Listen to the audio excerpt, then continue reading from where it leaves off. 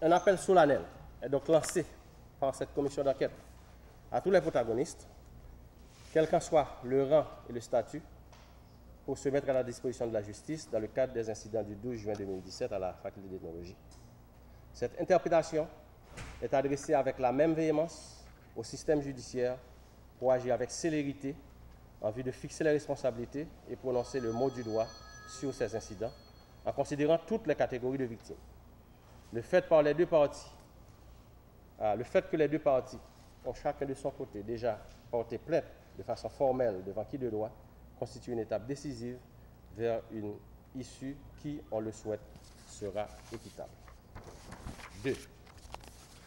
La mise en place d'un système de sécurité par les autorités concernées autour de la faculté d'ethnologie et les deux autres entités de l'UIH actuellement fermées, c'est la faculté des sciences humaines et la faculté et l'école normale supérieure, en vue de faciliter leur réouverture et le fonctionnement régulier.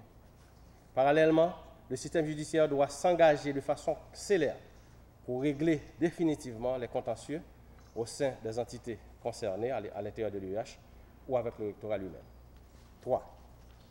Les services d'identification de l'UIH doivent prendre des mesures pour qu'au début de chaque année académique, les étudiants, les professeurs et le personnel administratif et de soutien puissent être en possession de leurs cartes et les porter visiblement pour avoir accès aux espaces universitaires. Des dispositifs doivent être aussi mis en place pour que les visiteurs puissent se faire inscrire à l'entrée de chaque espace dans un registre utilisé à cette fin contre une pièce d'identification qu'ils pourront récupérer à la sortie. 4.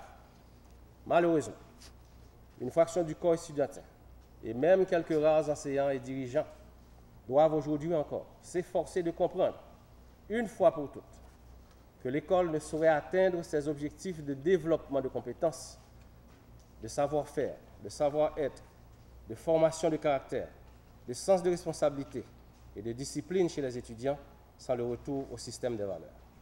Celui-ci n'est autre qu'un certain nombre de contraintes auxquelles ils doivent absolument s'astreindre, à savoir le respect de la Constitution et des lois du pays, des règlements intérieurs de l'institution dont ils font partie, des dirigeants qui s'efforcent d'améliorer les conditions d'études avec des ressources limitées, des professeurs qui leur inculquent la connaissance, des biens d'autrui, des engagements pris personnellement, des échéances relatives aux tâches qui leur sont assignées, etc.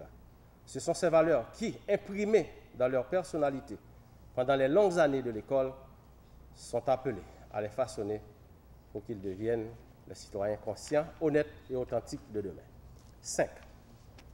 Tout en consacrant l'inviolabilité de l'espace universitaire, la Constitution de la République définit également les limites de cette inviolabilité.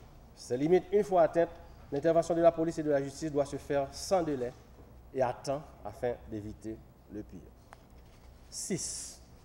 Les pouvoirs de l'État doivent enfin s'évertuer à fournir à l'UIH les ressources dont elle a besoin pour obtenir le matériel humain et mettre en place les dispositifs, les structures et les infrastructures pouvant lui permettre de remplir non seulement ses fonctions primaires de formation, de recherche et de service à la communauté, mais aussi son rôle de vecteur de croissance économique. Cette dernière recommandation est faite au pouvoir de l'État en référence à la définition suivante donnée à l'université en 1891 par le philosophe américain Charles Sanders Peirce. Ce philosophe dit ceci: l'université est une association d'hommes dotés et privilégiés par l'État. Je reprends. Association d'hommes dotés et privilégiés par l'État, en sorte que le peuple puisse recevoir une formation intellectuelle et que les problèmes théoriques qui surgissent au cours du développement de la civilisation puissent être résolus.